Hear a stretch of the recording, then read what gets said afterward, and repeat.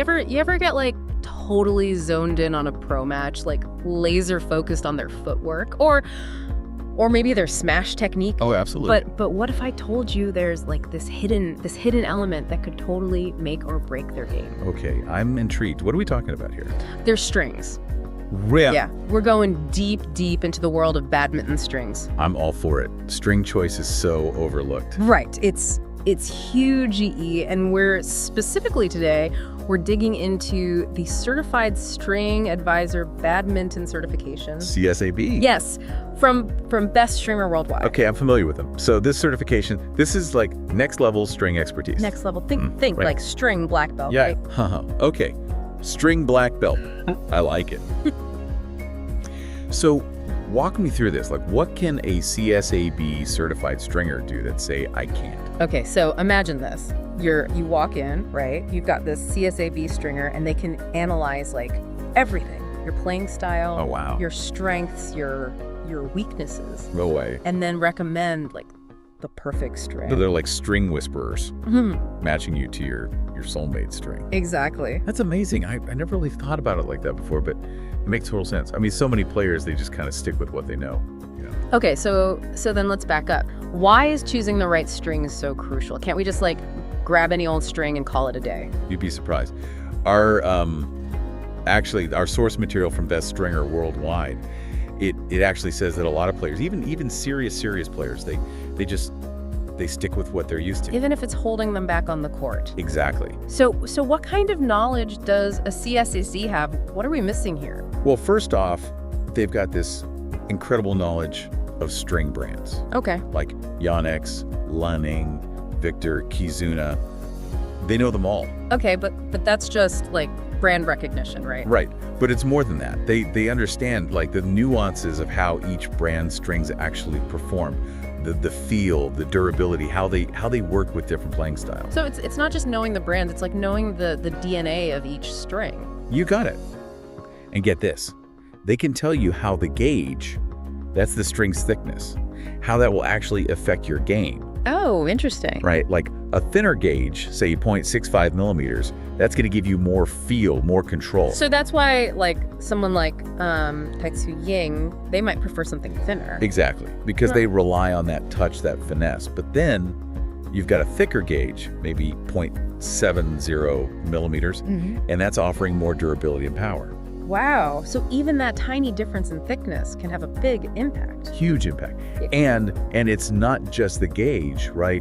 It's also the strings construction. Okay, yeah, tell me more about that. So you've got your multi-filament strings. These are made by weaving together like all these thin fibers. Okay. And those give you excellent feel and control. Right. But these might not be as durable. Especially for those like aggressive smashers. Exactly. And then on the other side, you've got your solid core strings, which is just one like thicker strand. And those are for Durability and power. Got it. So it's like choosing the right tool, right? Yes. Like if you're a painter, you're not going to use like a delicate brush for like broad strokes. Exactly. A CSA-B, they can look at your game and be like, Yeah. you need a multi-filament string. Yeah. Thinner gauge. Yeah. For those like delicate net shots around the net. Right. Or they might say, those power smashes, you need a durable, solid core string.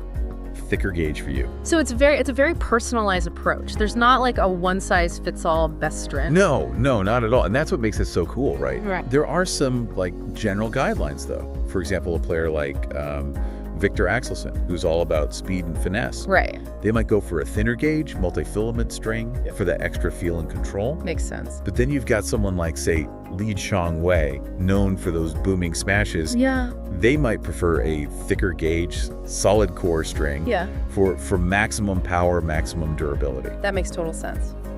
Okay, so now I'm thinking about like the certification process itself.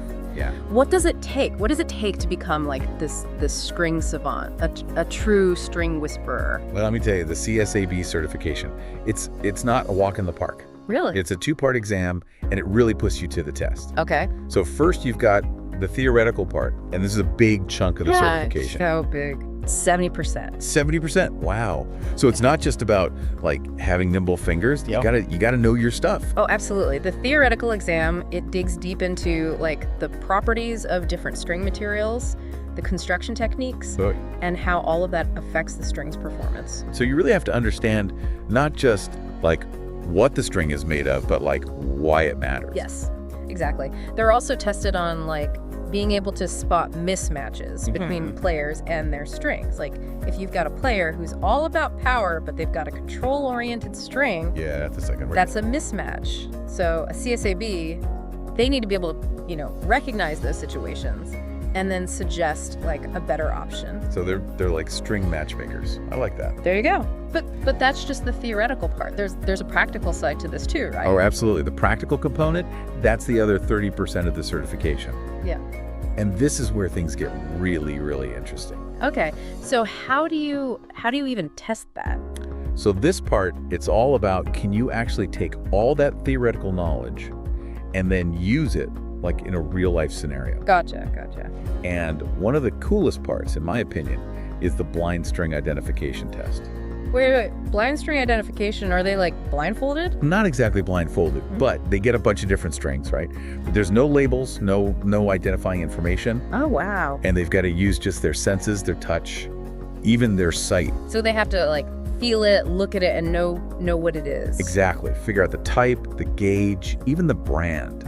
That's incredible. That's like a master sommelier like sniffing wine and being like, yes, this is a 1945, whatever. It really is. So they're looking at the string's texture, the color, the thickness, even the sound it makes when you pluck it. Really? Oh yeah, they check it all out. Looking for those like really subtle variations in the weave pattern of a multi-filament string, for example. Okay. Or they might assess the coating, to see how much it repels things.